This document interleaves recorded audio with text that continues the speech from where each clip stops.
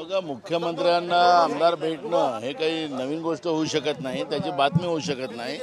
पण मी तुम्हाला एक गोष्ट सांगतो, अकोल्यामध्ये हे माजी सैनिक माझ्याजवळ आलेले आहेत। भाजपच्या नगरसेवकांनी, ज्या सैनिकांनी कारगिलच्या युद्धामध्ये स्वतःच्या अंगावर गोळी झेलली, या भारत मातेचं रक्षण केलं, त्या अकोल्यातल्या माजी सैनिकावर, त्याचं नाव आहे बुद्धपाल सदाशिव, राहणार आनंदनगर बजोरिया लेआउट, त्याला भाजपच्या 2 नगरसेवकांनी त्याच्या घरी जाऊन त्याला जीवाशी मारण्याचा प्रयत्न केला। ते ICUमध्ये आता भरती आहेत आणि पोलीस साधं रिपोर्ट घ्यायला तयार नाही।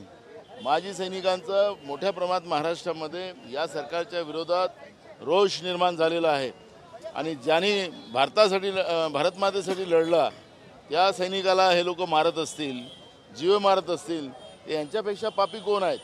आणि म्हणून ह्या सगळ्या बातम्या, आमदार मुख्यमंत्र्याला भेटल्या तर जातील ना विकासाच्या कामासाठी कोणी पण ही बातमी विदर्भात अकोल्यामध्ये घडत आहे आणि ही बातमी कुठंच येत नसेल, हे दुःख आहे। सैनिक हे माजी सैनिक असो की सैनिक असो, हा भारत मातेचा सुपुत्र आहे। भारत मातेसाठी तो बिचारा अहोरात्र आपलं आयुष्य वेचतो आहे, त्याला या पद्धतीने मारलं। आमची मागणी आहे तातडीनं राज्याच्या गृहमंत्र्यांनी या सगळ्या प्रकरणावर लक्ष करावं आणि जे दोषी असतील आणि जे दोषी असतील त्याच्यावर कारवाई करावी। परवा गृहमंत्री स्वतः अकोल्याला आले होते आणि हे जे ज्यांनी मारलं ते लोक त्या गृहमंत्र्याबरोबर फिरत होते। आखरी चाललं काय महाराष्ट्रात? हे खपवून घेणार नाही काँग्रेस पार्टी। जशाचं तसं उत्तर देण्याचं आणि लोकशाही पद्धतीने उत्तर देण्याची भूमिका काँग्रेस पक्षाची राहणार आहे आणि हे गंभीर बाबीकडे गृहमंत्र्यांनी लक्ष करावं, ही मागणी काँग्रेस पक्षाच्या वतीनं आम्ही करतोय। पक्षामध्ये एका जागेसाठी 10 जण इच्छुक आहे। राज्यभरातून 2,500 पेक्षा जास्त जे आहे ते अर्ज तुम्हाला आलेले आहेत। कसं तुम्ही आता या सर्व याच्याकडे पाहणार आहात?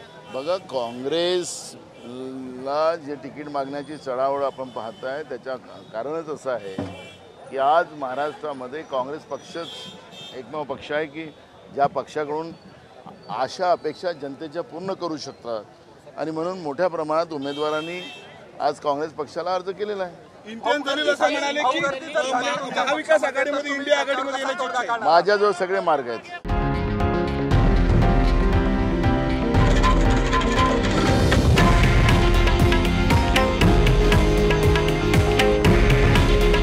हे आहे देशातील नंबर 1 न्यूज नेटवर्क आणि आपण पाहत आहात TV9 मराठी। काळजी तुमची, हित महाराष्ट्राचं।